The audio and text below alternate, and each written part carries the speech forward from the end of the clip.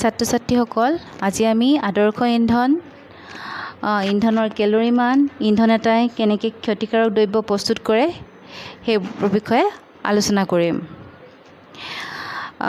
আদৰ্শ ইন্ধন কি সেই বিষয়ে জানিবৰ কাৰণে আমি ইন্ধনৰ কথা আগতে আলোচনা কৰিছোঁ। তোমালোকৰ মনত আছে নিশ্চয়, ইন্ধন মানে হৈছে কি, যিবিলাক দ্ৰব্য জ্বলে সেইবিলাকক দাহ্য পদাৰ্থ বা ইন্ধন বুলি কোৱা হয়। কাঠ, এঙাৰ, পেট্ৰল, কেৰাচিন সেইবিলাক হৈছে ইন্ধন। এই ইন্ধনবোৰ তিনিটা অৱস্থাত পোৱা যায়: গোটা, জুলীয়া আৰু গেছীয়। গোটা কাঠ, কয়লা এইবিলাক গোটা ইন্ধন। জুলীয়া পেট্ৰল, ডিজেল, কেৰাচিন সেইবিলাক জুলীয়া ইন্ধন। গেছীয় হৈছে প্ৰাকৃতিক গেছ, LPG, CNG সেইবিলাক হৈছে গেছীয় ইন্ধন। এতিয়া ইন্ধন এটা আদৰ্শ ইন্ধন কেতিয়া হয় বা ইন্ধন এটা কেতিয়া আদৰ্শ ইন্ধন বুলি কোৱা হয়? ইন্ধন এটাক আদৰ্শ ইন্ধন বুলি ক'বলৈ হ'লে তাৰ কেইটামান বিশেষ গুণ থাকিব লাগিব। সেই গুণবোৰৰ এটা হৈছে ইন্ধনটো সস্তা হ'ব লাগিব, মানে ইন্ধনটোৰ বহুত দাম হ'ব নালাগিব।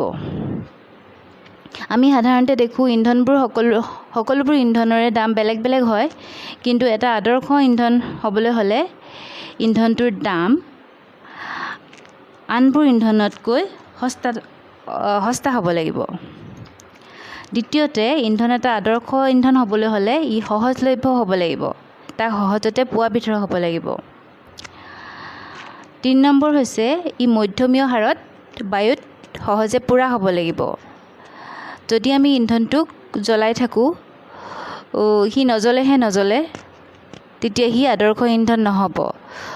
যদি সি জ্বলি পিনে ইমান দ্ৰুতগতিত জ্বলে যে ওচৰৰ পাজৰৰ সকলো জ্বলাই নিয়ে, তেতিয়াও সি আদৰ্শ ইন্ধন হ'ব নোৱাৰে। আদৰ্শ ইন্ধন হ'বলৈ হ'লে ই মধ্যমীয় হাৰত বায়ুত সহজে পোৰা হ'ব লাগিব। তাৰপিছত ই সহজে পৰিবহণ কৰিব পৰা হ'ব লাগিব, মানে ইন্ধনটোক সহজে আমি এঠাইৰ পৰা আন ঠাইলৈ নিব পাৰিব লাগিব, তেতিয়াহে ই আদৰ্শ ইন্ধন হ'ব। আদৰ্শ ইন্ধন হ'বলৈ আৰু এটা গুণ থাকিব লাগিব, সেইটো হৈছে ই যথেষ্ট পৰিমাণৰ তাপ উৎপন্ন কৰিব পাৰিব লাগিব। ইন্ধন এটাৰ 1 কিলোগ্ৰাম পৰিমাণৰ ইন্ধন এটা যদি আমি জ্বলাওঁ, তেতিয়া ইন্ধনটোৱে যিমান তাপ শক্তি উৎপন্ন কৰে তাক সেই ইন্ধনটোৰ কেলৰি মান বুলি কোৱা হয়। মানে ইন্ধন এবিধৰ 1 কিলোগ্ৰাম পৰিমাণৰ সম্পূৰ্ণ দহনত উৎপন্ন হোৱা তাপ শক্তিৰ পৰিমাণক আমি ইন্ধনটোৰ কেলৰি মান বুলি কওঁ। এই আদৰ্শ ইন্ধন হ'বলৈ হ'লে ইয়াৰ কেলৰি মান বেছি হ'ব লাগিব, মানে 1 কিলোগ্ৰামতে সি যথেষ্ট পৰিমাণৰ তাপ উৎপন্ন কৰিব পৰা হ'ব লাগিব। তেতিয়া আমি তাক উচ্চ কেলৰি মান বিশিষ্ট বুলি ক'ম। তদুপৰি ইন্ধন এটা আদৰ্শ ইন্ধন হ'বলৈ হ'লে ই পৰিৱেশ প্ৰদূষক গেছ বা অৱশিষ্ট উৎপন্ন কৰিব নালাগিব।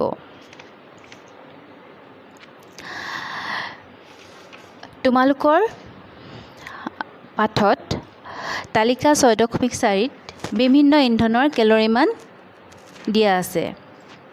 শুকান গোবৰ, কাঠ, কয়লা, পেট্ৰল, কেৰাচিন, ডিজেল, মিথেন, সংকুচিত প্ৰাকৃতিক গেছ, তৰলীকৃত পেট্ৰলিয়াম গেছ, জৈৱ গেছ, হাইড্ৰজেন গেছ এইবিলাকৰ কেলৰি মান দিয়া আছে।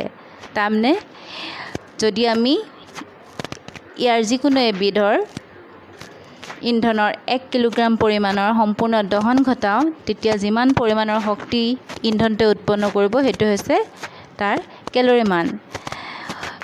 শুকান গোবৰৰ কেলৰি মান হৈছে 6000ৰ পৰা 8000, আৰু কেলৰি মানক কিলোজুল প্ৰতি কেজি বা কিলোগ্ৰাম এককত প্ৰকাশ কৰা হয়।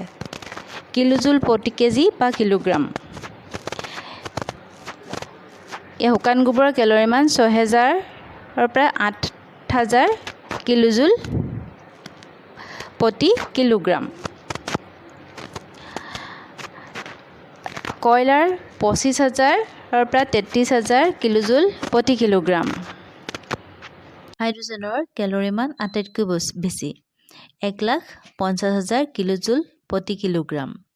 মানে 1 কেজি হাইড্ৰজেন গেছৰ সম্পূৰ্ণ দহন ঘটালে উৎপন্ন হোৱা তাপ শক্তিৰ পৰিমাণ হৈছে 1,50,000 কিলোজুল। এতিয়া আহোঁ আমি ইন্ধনে কেনেকৈ ক্ষতিকাৰক দ্ৰব্য প্ৰস্তুত কৰে। ইন্ধনৰ ব্যৱহাৰে পৰিৱেশৰ ওপৰত ক্ষতিকাৰক প্ৰভাৱ পেলায়। কাঠ, কয়লা, পেট্ৰলিয়ামৰ নিচিনা কাৰ্বন ইন্ধনবোৰে কি কৰে অদাহিত কাৰ্বন কণিকা এৰি দিয়ে। তাৰমানে সম্পূৰ্ণ দহন নহয়। কাঠ, কয়লা, পেট্ৰলিয়ামৰ নিচিনা ইন্ধনবোৰ যদি আমি জ্বলাওঁ তেতিয়া সেইবিলাকৰ সম্পূৰ্ণ দহন নহয় আৰু সেই সম্পূৰ্ণ দহন নোহোৱা কণাবোৰ কাৰ্বনৰ কণা, তাত কাৰ্বন থাকে, কাৰ্বনৰ কণাবোৰে পৰিৱেশ প্ৰদূষণ কৰে আৰু এই কণাবোৰ আমাৰ শ্বাস প্ৰশ্বাসৰ বেমাৰৰ সৃষ্টি কৰে। শ্বাস প্ৰশ্বাসজনিত বেমাৰ এইবিলাক কাৰ্বন কণিকাৰ কাৰণেই হয়। আৰু এই অসম্পূৰ্ণ দহনে কাৰ্বন মনক্সাইড গেছ উৎপন্ন কৰে। ই অতি বিষাক্ত গেছ। এই গেছে শুই থকা মানুহ এজনৰ মৃত্যুও ঘটাব পাৰে। আৰু প্ৰায়ভাগ ইন্ধনৰ দহনে কাৰ্বন ডাই অক্সাইড গেছ এৰি দিয়ে। কাৰ্বন ডাই অক্সাইড গেছৰ বৰ্ধিত হাৰে গোলকীয় উষ্ণতা বৃদ্ধি কৰে। গোলকীয় উষ্ণতা হৈছে পৃথিৱীৰ বায়ুমণ্ডলৰ উষ্ণতা বৃদ্ধি। গোলকীয় উষ্ণতা মানে হৈছে পৃথিৱীৰ বায়ুমণ্ডলৰ উষ্ণতা বৃদ্ধি। এই গোলকীয় উষ্ণতাৰ বৃদ্ধিৰ ফলত মেৰু অঞ্চলৰ হিমবাহ গলে, তাৰ ফলস্বৰূপে সাগৰ পৃষ্ঠৰ উচ্চতা বাঢ়ি উপকূলীয় অঞ্চলত বানপানীৰ সৃষ্টি হয়। আনকি নিম্ন উচ্চতাৰ উপকূলীয় অঞ্চলবোৰো স্থায়ীভাৱে পানীত ডুব যাব পাৰে।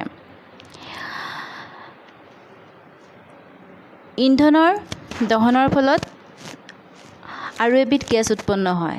সেইবিধ গেছ হৈছে ছালফাৰ ডাই অক্সাইড গেছ। এই গেছটো অতি শ্বাসৰোধী, মানে উশাহ বন্ধ হৈ যোৱা গেছ আৰু ক্ষয়কাৰী গেছ।